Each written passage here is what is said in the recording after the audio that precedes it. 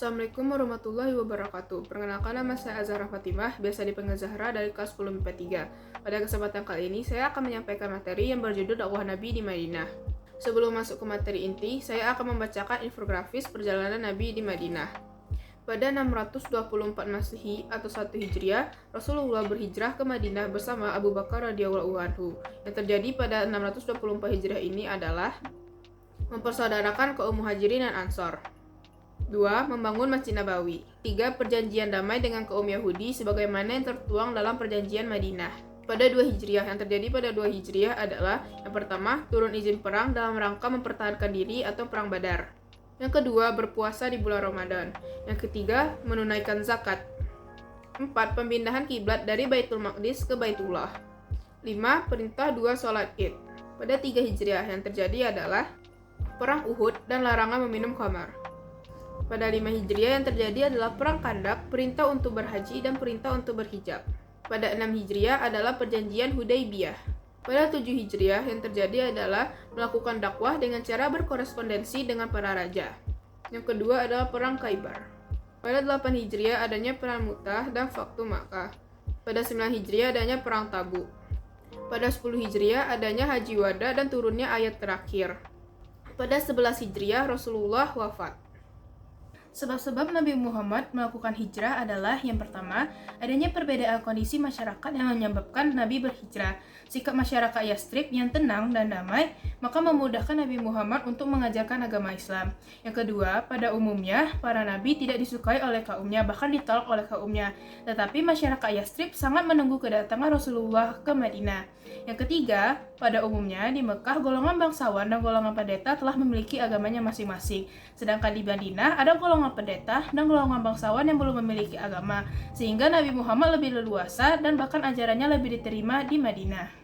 Lalu kita akan masuk ke materi inti. Yang pertama adalah kondisi masyarakat Madinah. Madinah adalah sebuah kota yang berjarak 250 km di sebelah utara Makkah di Jazirah Arab. Madinah dulunya bernama Yathrib, tapi semenjak Nabi Muhammad melakukan hijrah berubah menjadi yang bernama Madinatul Munawwarah atau disebut juga dengan Madinah. Perjuangan Nabi di Madinah diawali dengan hijrahnya besar-besaran oleh kaum muslimin yang berada di Mekah menuju Madinah, lalu diikuti oleh Rasulullah dan Abu Bakar radhiyallahu anhu, lalu disusul juga oleh para sahabat lainnya. Sebelum Nabi datang ke Madinah, Madinah ditempati oleh dua suku. Yang pertama adalah suku Aus dan suku Khazraj. Mereka selama 1 abad lamanya, mereka dalam keadaan siap tempur bahkan tidak damai. Sebenarnya mereka tidak menginginkan kondisi ini. Yang menikmati kondisi ini adalah kaum Yahudi yang menikmati pertempuran dan ketidakrukunan di antara mereka. Masyarakat Madinah adalah masyarakat yang sangat heterogen dan terbagi atas 3 kelompok. Kelompok yang pertama adalah kelompok yang patuh dan setia terhadap Nabi Muhammad. Dan kelompok yang patuh ini terbagi menjadi 2. Yang pertama adalah kaum Ansor. Kaum Ansor merupakan penduduk asli Madinah yang terbagi atas 2 suku. Suku pertama adalah suku Aus dan suku Khazraj. Yang kedua adalah kaum Muhajirin, merupakan umat Islam yang berhijrah yang bersama Nabi dari Mekah ke Madinah.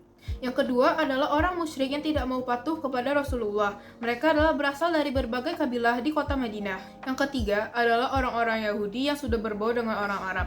Mereka memiliki gaya bahasa, gaya pakaian, serta tingkah laku yang sama seperti dengan orang Arab. Kelompok Yahudi ini terbagi lagi atas 3 kabilah besar. Yang pertama adalah kelompok Bani Kainuka yang bersekutu dengan Khazraj dan tinggal di sekitar Madinah. Yang kedua adalah Bani Nadir, merupakan kelompok yang sangat vokal dengan ajaran agama Islam. Ketiga adalah Bani Quraizah yang dulu bersama Bani Nadir yang bersekutu dengan kaum Ausdan. 3 kabilah ini selalu membangkitkan peperangan antara kaum Khazraj dan kaum Aus. Tetapi dengan adanya ajaran Islam dan dakwah Islam, mereka mampu berdamai dan memadamkan api kebencian di antara mereka. Yang kedua, membangun masyarakat baru di Madinah. Hijrahnya Nabi Muhammad di Madinah menandai terbentuknya wilayah Islam di dunia. Selain menandai berdirinya negara Islam di dunia, hal ini juga menjadikan Nabi Muhammad sebagai pendiri bahkan pemimpin negara Islam tersebut. Sesampainya Rasulullah di Madinah, Rasulullah segera membangun pilar-pilar penting di dunia. Pilar-pilar tersebut terwujud dalam 3 program. Program yang pertama adalah pembangunan masjid. Sesampainya Rasulullah di Madinah, Rasulullah langsung membangun masjid. Karena untuk pembangunan masjid tersebut dibeli Rasulullah kepada 2 anak yatim. Di samping itu, fungsi masjid ini juga berfungsi sebagai tempat tinggal para masyarakat yang fakir dan miskin. Lalu, masjid ini juga digunakan sebagai tempat tinggal oleh masyarakat yang hijrah ke Madinah tanpa ada keluarga, bahkan harta. Mereka bersatu sebagai bujangan yang tinggal di sana disebut dengan ahli sufah dengan tempatnya bernama as-sufah. Pelajaran yang dapat dipetik dari pilar pertama ini adalah: 1. Terwujudnya tali persaudaraan antar sesama muslim. Yang kedua adalah penyebaran ruh, kesamaan, bahkan keadilan yang dapat menghilangkan sekat-sekat dan pembeda dari status sosial, bahkan kedudukan. Ketiga adalah meleburnya seluruh umat muslim dalam ikatan syariatnya. Program yang kedua adalah mempersaudarakan umat-umat muslim. Program yang ketiga adalah perjanjian dengan pihak Yahudi. 3. Strategi dakwah Nabi Muhammad di Madinah. Strategi dakwah adalah cara yang dilakukan Rasulullah untuk mendekatkan diri kepada masyarakat agar ajarannya dapat diterima dengan mudah oleh masyarakat di Madinah. Ada hal yang tidak dapat dihindari Rasulullah saat melakukan dakwah di Madinah, yaitu terjadinya peperangan. Perang tersebut terjadi dalam rangka: yang pertama adalah mempertahankan diri dan membela diri dari serangan oleh kaum Quraisy dan sekutunya. Kedua adalah memelihara umat Islam agar tidak dapat dihancurkan oleh kaum kafir Quraisy, seperti pada Perang Badar, Perang Uhud, Perang Khandaq, Perang Mu'tah, dan Perang Tabuk. Yang keempat adalah menciptakan kestabilan dalam masyarakat muslim. Selanjutnya adalah memadamkan api kebencian. Selanjutnya, tersebarnya agama Islam membawa masyarakat ke dalam kehidupan yang lebih baik di dunia dan di akhirat. Selanjutnya, perang juga membuka jalan dakwah. Yang terakhir adalah peperangan menyingkap mereka yang munafik di dalam tubuh umat Islam. Perang-perang Islam juga memiliki aturan-aturan seperti yang dikatakan dalam surah Al-Baqarah ayat 190, Quran surah An-Nisa ayat 90, dan surat Al-Baqarah ayat 192. Ayat tersebut menjelaskan bahwa peperangan dalam Islam berbeda dengan peperangan pada zaman jahiliyah bahkan zaman modern. Peperangan pada zaman jahiliyah menunjukkan adanya kekejaman, pembunuhan tanpa pandang bulu, pelecehan wanita, dan kerusakan alam. Berbeda dengan peperangan dalam Islam. Peperangan dalam Islam adalah jihad untuk membebaskan bumi dari pengkhianatan. Nabi juga memiliki strategi dakwah lain. Strategi dakwah lain yang pertama adalah dakwah dengan perjanjian. Seperti perjanjian yang dilakukan oleh umat Islam Madinah dengan kaum kafir di Mekah. Strategi dakwah lainnya adalah seperti dengan mengirimkan surat atau utusan kepada raja-raja. Lalu, dakwah dengan menerapkan ajaran agama Islam. Lalu, dakwah dengan akhlak karimah yang dijelaskan dalam Quran Surah Al-Ahzab ayat 21. Model tabligh yang disampaikan Rasulullah dalam berdakwah menerapkan konsep bil hikmah wal mau'izatil hasanah, baik yang berbentuk dalam bilhan atau bil lisan. Nya adalah: pertama, disampaikan dengan apa yang diperintahkan oleh Allah Subhanahu wa Ta'ala. Yang kedua, tidak berkata kasar ataupun berkata yang dapat membuat orang sakit hati. Yang ketiga, tidak memaksakan kehendak. Yang keempat, mengedepankan toleransi dan menghargai perbedaan. Yang kelima, tidak mencaci maki kelompok lain yang tidak sepaham ataupun tidak sepemikiran. Yang keenam, mengedepankan keteladanan. Keempat, substansi dakwah Rasulullah di Madinah. Berbeda dengan yang dilakukan Rasulullah di Mekah, substansi dakwah Rasulullah di Madinah adalah sebagai berikut. Yang pertama, A adalah semangat persaudaraan sesama umat Islam.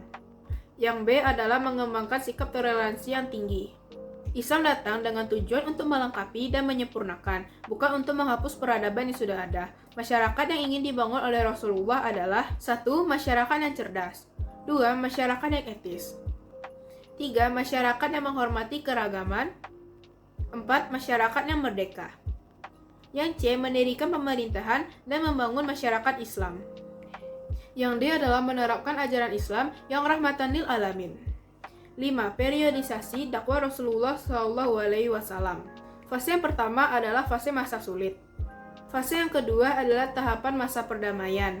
Fase yang ketiga adalah tahapan masa kesuksesan. Poin yang keenam adalah penyebab keberhasilan dakwah Nabi. Yang pertama adalah semangat persaudaraan berdasarkan akidah. Yang kedua, adanya sistem keadilan yang diterapkan tanpa adanya perbedaan. Yang ketiga, kehidupan sederhana yang dicontohkan sendiri oleh Rasulullah SAW. Yang keempat adalah persamaan derajat. Yang kelima, memiliki analisa sosial yang cerdas. Yang keenam, menggunakan strategi yang tepat. Poin ketujuh, hikmah dakwah Rasulullah di Madinah. Poin A, memiliki semangat berdakwah dan jauh dari kata putus asa untuk mengajak orang lain hidup sesuai dengan ajaran agama Islam. Poin B, dakwah itu merupakan tugas dari setiap orang muslim. Poin C, selalu bersikap optimis dalam memperjuangkan agama Islam dan memiliki harapan untuk agama Islam di masa yang akan datang. Poin D, banyak mengambil pelajaran dari keberhasilan dakwah Rasulullah di Madinah. Poin E, memiliki kesungguhan dalam diri untuk meningkatkan kualitas diri, baik dari segi spiritual maupun segi akademis, agar dapat menjadi generasi terbaik pada masa yang akan datang. Poin F menumbuhkan keyakinan bahwa dalam setiap dakwah Islam memerlukan ketabahan, kesabaran, semangat juang, dan meyakini bahwa adanya pertolongan Allah Subhanahu wa Ta'ala. Poin G menghilangkan sifat sombong dan takabur. Poin H, setiap perjuangan dalam berdakwah membutuhkan pengorbanan baik harta maupun tenaga sebagaimana yang dilakukan oleh Rasulullah pada saat berdakwah di Madinah. Itu saja yang dapat saya sampaikan. Maaf bila ada kesalahan. Assalamualaikum warahmatullahi wabarakatuh.